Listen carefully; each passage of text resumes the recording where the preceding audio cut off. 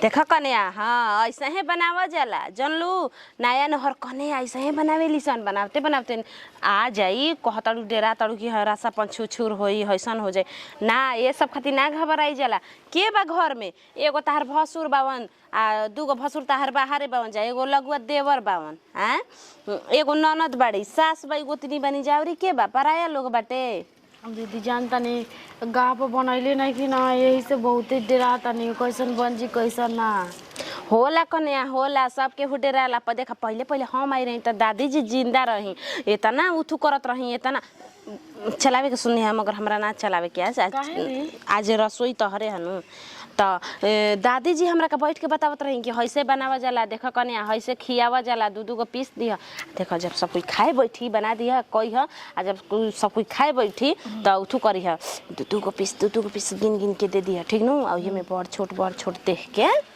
ठीक बाटे दीदी ना वो इशारा करम हम वही में दे मतलब बड़ छूट करके दे देम ठीक बा अब इशारा समाज में हम बैठल तो इशारा करम आ सास बाई तनी तो देखिए धीमा बोलेली उठू हड़ी सुस्ती हड़ी ठीक नु बहुत कम बोलेली हमरा के बतैले रही कि मम्मी को ऐसे लड़ाई झगड़ा करेले चुपचाप तू चार को बात बोल देबू तो सह के माई हमारे से चुपचाप हो जाई हां कन्या आमा जी आज तक केहू से झगड़ा नहीं कइले चार गो गाड़ियों दे के द्वार पर चल जियो सब तब केहू से बोलेली ना जानलू हां अब हमनी के घर द्वार चलावे के बाटे अब सोचबू नु कि ना अबे घर में बड़ गोतनी बैबे नु कइल बड़ी उहे नु बनैहन त ना अब सोचे के बा कि ई हमार घर हो गइल हमरा राजपाट चलावे के बा बुझाइले ठीक बा दीदी ठीक बाटे अच्छा से बनाव हाँ और बात बड़का भैया जी के नु लड़का मंगी जमा छरी तो एको मत दिह ना तो देख घर आगर में सब कोई पटीदार वाला बात बा सब कोई हम ना खैनी घर टूट जाई तो आज सारा अछरंग तहरा पे लाग जाई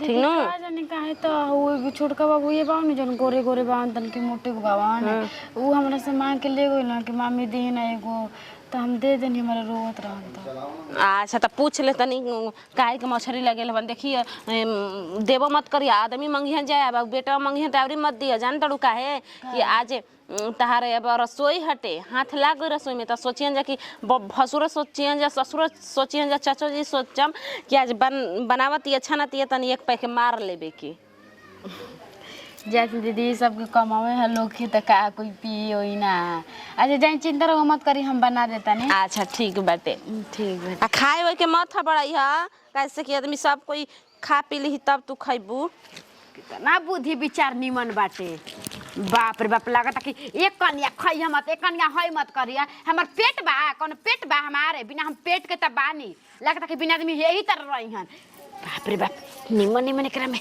पीस बीछे द राड़ी त लागत कि निमन निमन कनी के पीस कनी किने आइल होई एगो हमार भैया रन इतना निमन निमन पीस किन किन के लावेला ना कुछ कहे जगत ना हई एते निमन लागत टे बाप रे बाप खाई कैसन पहले लागत कितना दिन के बाद खा तनी आज हम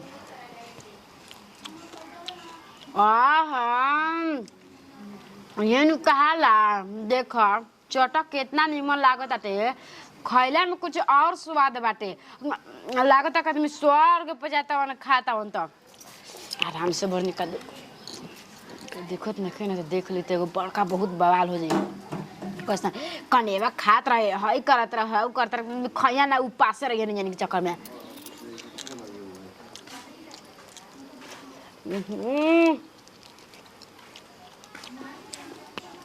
खा के आराम से आ बस जाके कटोरा जन बाटे बड़का वही कटोरा में भर के आ धो देम पलंग के तरे कोई पूछी काहे करने अभी नहीं को खैले हम कह देम ना मम्मी जी हम नहीं खैले ना दीदी जी कसम से अब हम नहीं खैले अभी कह देम हमरा के ढेकुरे मिल जी औरी खा ले जय दे भगवान जब से हमरा घर में कनिया आइल बिया ओतना ना चकचकाता वे हमार घर दुआर कि का कहे के एगो कनिया काम धंधा कोई के नहीं खे कर देतना हम ही के ना मछली के ए दीदी रहे दी हम करब आ तीनों टाइम है भगवान गोड़ हाथ ले तेल लगावत दिया न कि का बताई माना कतनो करते रह जातनी ए भौजी करौआ का मौगानी जी बड़ा ए बेरा अस्थिर किनारा हो के कावन बात बतियावत तड़ू अपने आप ले हो देखी गोड़े हाथे ले सबका तेल लागेला ना बबुआ जी, तो दर्द खत्म होला।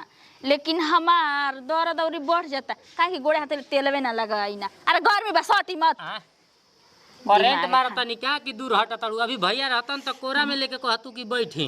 तो भैया हमार मरद हवा रहुआ कहाँ हई? हमरो आधावा बा, ऊपर से ना नीचे वेले तक आधावा बा। देखी चलाइए देव के मुंह अबे फूट जाई, समझनी? हमार हक नहीं मजाक थे। कोई नहीं कि अच्छा लागो। का अच्छा लागू? हम पीछे से करतनी क्या? हाँ का करतनी? पीछे से मजाक करतनी हम। हाँ तो बोली, काम बोली। ये भौजी एगो बात कहीं तारा से।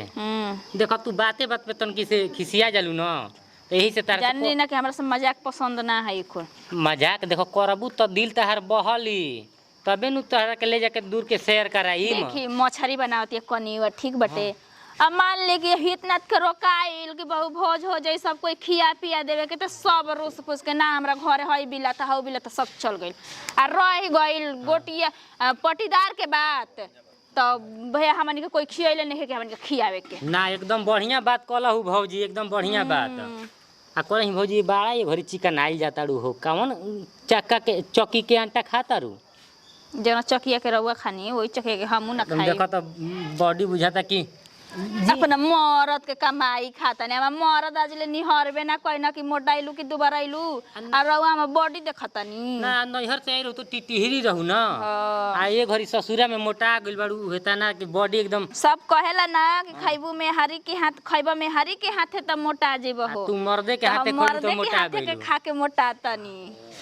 ए भौजी हमार ओली काहे ने के मोटा तो हो?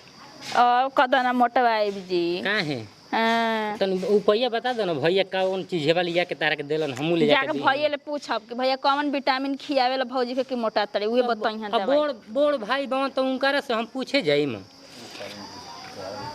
त माने हमरा से जैसे पूछत नहीं उनका ले पूछ ले त का कौन कहे कि उल्टा मारे पूछे एक दिन पूछनी उनकर से न तो कहलन के बत बुरबक जाके अपन भौजी ले पूछ लिए। बहुते हंसी मजाक बैल सुनी नहीं गो बात कहत नहीं रउआ से। हां सुना। अरे अतना आई ले जकुल चाची ओची देख के गोवी जा कनिवा के कतड़ी जा कि एक कनिया तोहर गोतनी उतरल बिया न, इन राशन के परी उतरल बिया, लाखों में एक गांव टोला में ओसन कोई के पतो ही नहीं खे उतरल। एकदम बिल्कुल बात सही बा, लाखों में एक बिया उ। हाँ तो बबुआ जी नौकरी चकरी करतनी जी तो सुंदर लड़की ना मिली? जैसन बा लड़का वैसन लड़कियों खोजल न गइल बा। रुपया तिलक दहेज नहीं ना लिहल, लेकिन संस्कारी बिया। कोनो बात में हंसिए के मुस्कुरा के बोलतिया, कहतिया कि कोनो कुछ रउआ सब के करे के नहीं खे। मजली के तो हटा देलसिया, हमरो के हटा देतिया। तीनों टाइम तेल लगावतिया गोड़े हाथे ले। सोच ले कि मगर एगो भौजी एगो बात कही, कोतनो बाड़ी नु ताहरा आगे फीका बाड़ी सही में हो। तारा ओठलाली के कसम, अपना मेहरारू के कसम खाई ना, हमरा ओठलाली के कसम काहे के खाए? माने कि देखो तो जब हम कोनो बतिया कहती न तब कटहिया पिलियन लेखा एकदम तरक जाता रू। जब देखा तब एकदम से न करे जा केतना छोट छोट देवर हम अपना मर्द लेके सिखा दी अपना भाई के, नती हम पूरा करम बाकी कर दे। हमू कह दे भैया ले कि भौजी के सिखा दो, जबे न तबे हमर के कोरा में धले तड़ी। अच्छा छलोर मुंह बा कि धले तनी तनी हटी जा तनी खाना भैया ले खराब बनी देखो तो। अरे दूरे रही हटी, हम अपना मर्द किया के कोई के भाव ना देनी। ठीक बाटे ना? आवा ना तब दे दो कबार ले छोटा बा जाके मेहरिया के आगे फौकी फौकी जहिया तारा के लपेटा में धली भैया के चल जन दहरा नु, तब देखो तो इनके करा संगे लहरा लूटत रू। मगर गजब बाड़ी नहीं। चलो इनका जुगाड़ में करे के पड़ी रसगुल्ला लेके। बतलाव गोड़ हाथ कुल दुखाताटे आ बुझाते नहीं के का करी। दौड़त तो भर बिया हमर जीव थाक गइल बाटे, एकदम परेशान हो गनी हम बियाह में एकदम। आ ते जाना तो नहीं के का करी। बतलाव क्या करते इसमें? का हरे कुछ ना ऐसा ही नहीं है। छोटकी भौजी कितना बढ़िया बाई गे देखने बचिया। हाँ देखने ना मछली बना बना सब कोई के खियाव तड़ी खुशी खुशी। हमके बहुत उनकर व्यवहार अच्छा लगता है, बहुत अच्छा से बोला तड़ी सब कोई से। तो ये बतलाओ कि कौन हो पतो खराब बनी चारू में ले कौनो ना खराब तो कोई नहीं है, बाकी उतनी अच्छा लगता तड़ी ना। काटे जुग बनी से कहू पतो हमार ना तो कोनो भौजी बर सब तो भौजी बढ़िया बड़ी जा। हाँ तब क्या कर भी बुचिया बियाह भर दौड़ दौड़ गोड़ हाथ कुल दुखाता था। एगो तोरे का दुखाता और कोई के नहीं के दुखाते? हम अंगना में कले रही ना, जो भौजी से कह तेल लगा दी। अंगना में कले रही कि हमके तिलक मिलक ना चाहिए, बाकी हमके लड़की सुघर चाहिए। हाँ तो कोई तो लड़की ना देखेला। हाँ, अच्छा तो बाड़ी मिलो नहीं क्या? वैसे ना कहने कि अगुआ ला कहले रही कि हमके लड़की कुछ ना चाहिए, हमके लड़की सुघर चाहिए। आ ना सुघर रही तो वही घरी बगे बिया काट देब हम देख के ना। अच्छा तो बाड़ी हमारा तो बेचारी बहुत हंसत खेलत सब बनाओ तड़ी खिया तड़ी, अब का करस?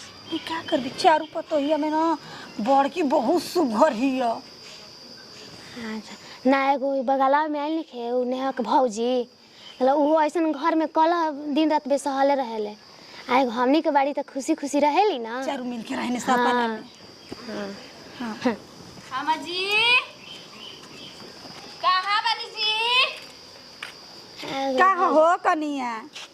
ओ रहुआ ना भूख लेखा पटाइल रही ना, बोला पर लगला कि बोलिए ना निकले लराऊ। हेलो हेलो चिल्ला चिल्ला तब तक बोला सुनब तबे ना कान का बही रही तारे बानी। बहिर बानी उतरले से बानी, बाप रे बाप भजना बड़ाई करत रही है कि कनिया लेखा कनिया भी आई तो डाइन आई भी घर में आए मछरी बनावती हो जो कि बैठ के चाभती है, लगता कि मछरी एकरा नइखे मिलल रकटल बिया। ई का कहत हो कनिया तू?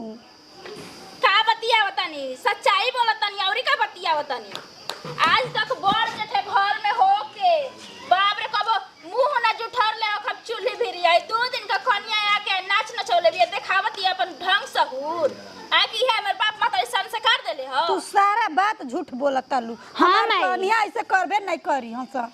आज ना झूठ बोलनी, अब झूठ बोलतानी। हां हम अभी देख के आओ तनी भौजी, तू कैसे कहा तड़ू बेचारी कितना बढ़िया से बनाओ तड़ी खिया तड़ी सब कोई के। जो त देखता उ खातिया तब ये त हमसे कहिए त तनी इनका झोटा का बार ले झूठ बोली त खाना खिया लेब, खइला से पची त खाइब आ नथी दोबारा बना के खाइब अति असै। रुक त देखा तनी रुक त। हां देखिए जाए त कोई के कम बेसी ना होखे आ हैया के बाप रे लागत कि मुर्गा मछली खाना नैहर में आखिए नहीं खेलौकल, जाके देख ले यहाँ के फाड़ के समझनी।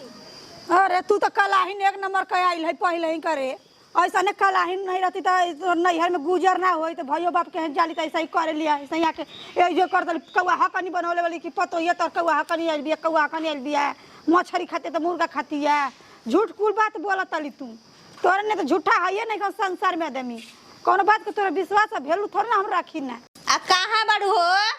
आ हमने हाय का चौगनिया अब अपना मन के करे लगलू ह, मछरी बना के मुड़ा का चूसबू। आ गरम से निकलत नहीं खू का हो गई? का है अपना मन के हो गइलू अभी से? आ मछरी बना के ली ले तड़ू क्यों खइलू हो के तू? हम कहाँ कुछ खैनी हां। हम कहां तू खइबे ना कइली, अपने बाप में के तनी कीड़े खइए त तनी दिल पर हाथ धर के कहता कि हमने की खइले पियले। आ अपने मन का अभी से कर लगलू ह, बतावा ना।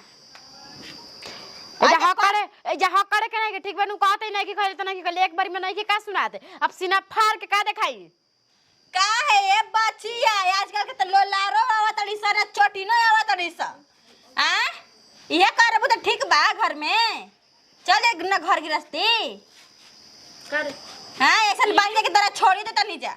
का हो गई? हाय का त अभी कहे बनैले ले बाड़ी। बाड़ी, अब हाँ। कहे के का बाटे चाभिए ले ली त माई चाभई खाती भौजैया चाभई खाती भेजले बाड़ी सन। हां का है जे हमरा के खाए के ना का मिले तो बिना खोल बिना टूट का गई रही के जाके खाता नहीं। टले रहुए बचिया हे जूटे खातिर चले झूठे खाते हाँ। चले नहीं ली ले लगलू ना अभी से काहे ना ली काठा भइला कुथु भइले कुछ भइबे ना कइल ह पहले लिल्ला। हाँ ऐसे करे के चाहिए। हमनियो के घरवा में आके 21 साल 22 साल 12 साल तक आदमी ऐसे ही रह। कोई गारंटी का ले बाटे आ कि कोई कर नहीं के खइले हमहु का काहे कम के ना नहीं खइले गारंटी लेबू काहे ना लेबू बोला ना।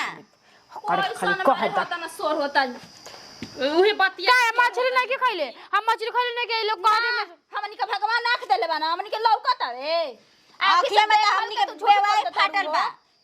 हां मुंह में माटी लेवरल बा। ई बताओ तहर बाप माई के हम मछली मुर्गा ना मिलत रहे खाए के आ कि राक्षस समाज में पेट में खियावते और चुलिए में खाए लगलू ना मिलत रहे। हां का बात है का है भौजी? अरे मर दे कहीं के तू तो एकदम जिला जीतिए ले ले बाड़ू, हम तो ना जानत रही। का चूल्हो तो तू मछली बनावते बनावते खाताड़ू। हां हाँ का काहे अभी तक कहत रही ना ओइ जगह आहो अभी तो कहे ना भैया करत रहे। तार भैया उइजा ना का खियावत रहन खियावत रहन हमरो भैया हां हाँ तो अब फिर तब ये चूल्हा तक काहे मार एकदम चुटुर चुटुर एकदम घींचो ताड़ू बहुत कस के भूख लग रहे यही से खात रहे यारे दादा था तोरी बहन के भौजी हमारा हई तीन गो भौजाई होइली सन ओइसन काम ना करी सन तू तो मर दे एकदम पूरा जिले जीत लेलू त जीत लेनी नु त सुन लेनी नु तब जैसे जाई ठीक बा एकदम पक्का हम चल जाई हाँ चल जी ठीक बा हम जात नहीं रोको रोको का थेथर ऐसा संगे लागल बानी थेथरी हो गइल बिया घर में का घर में चलबे एक अबार बूढ़ी हमनी के कोनो काम उठू कर देम जी त तू त चार बार नरिये लगबू ऊंचा लगा के मार के हमरे के मुंह आदि से ढकेल का मत करे हो का हो गइल भौजी खइले बिया तनी बूढ़ी बोला तड़ी मुंह में बुझे तंकर गोबर सुना ना हो कनिया जाके बतामी इनका के विश्वास करतड़ी और ना तो एक तो ना कहले लगी एक तो चोरी ऊपर से सीना जोरी वैसे करतड़ी कि नहर में चरैले है हम पर ये खइले बिया रे आ चूल्ही में बैठ गइल हे तना मछली चाप गइल कोई देखी तबे ना कोई कहीं ना देखी तो कोई कहां से कहीं नहीं देख ले काहे मछरी ऐसे ही खत्म हो गईल हां आ चूल्हा काट रहुए खा के हमरा के कहम अब रे अभी नेहा के न हम चला लावतनी अभी इंगरू टिकुल कइले बनी हम तो ओकर कोई देले ना मुंह धोले कटर कटर मुंह में चल जाई सुन ले आ देखा छोरा के खइले नहीं खीजा अरे क दिन भइलो त के अइले कि हतना लोला चलावे लगलू हां बजट के इज्जत ह कि ना ह कदर करे ना सिखले हऊ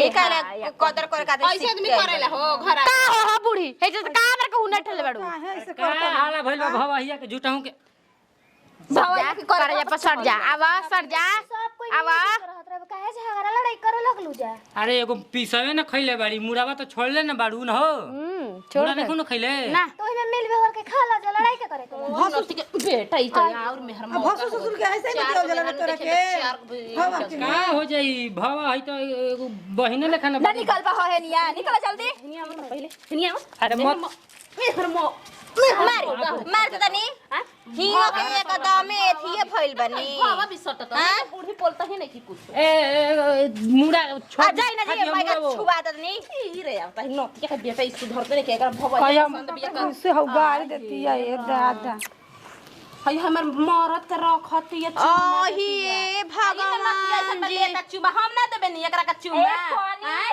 कटवा के खटई ए दीदी जी आइते के साथ बदल दे लसिया हां ए बाप रे मारा मारा मोली का मार मारा इनका के रुको ना तो बेशरम बेहाया हो गइल बा ओही ए भगवान ये भौजी में तरह के तो नीमन का करत रही हो हो का बेटवा निक नहीं खन कौन बेटा हुआ आ तार मर्दा ठीक नहीं खन अरे भसुर पर लाइन मार तड़ू अरे छिनार सत कहा के फतारी बिया एगो मर्द पर टिके वाली बिया छिनार कहीं की ओ दिन तो जे हमरा के सिंदूर डालले रहे रात के उना आई रह उही आई रह ओही ए भगवान जी अब अगर मंझली दीदी का पता चली तो हुआ के का बीती अरे लगटिनिया जा अरे रौवे वजह से कुल घर में डालना होता है अगर अरे मेन त ई माथरा हड़ी हां माथरा हड़ी एकदम जोन बुझत तोन करे अपने बाबू भाई के ओकरा फोन अब आइने कह के अब आइने हम ओकर बाबू भाई के बोला भौजी तू तो कि मतलब बेटी के यह संस्कार देले बाला अरे तू का सिखाइबू तू सारा के चोर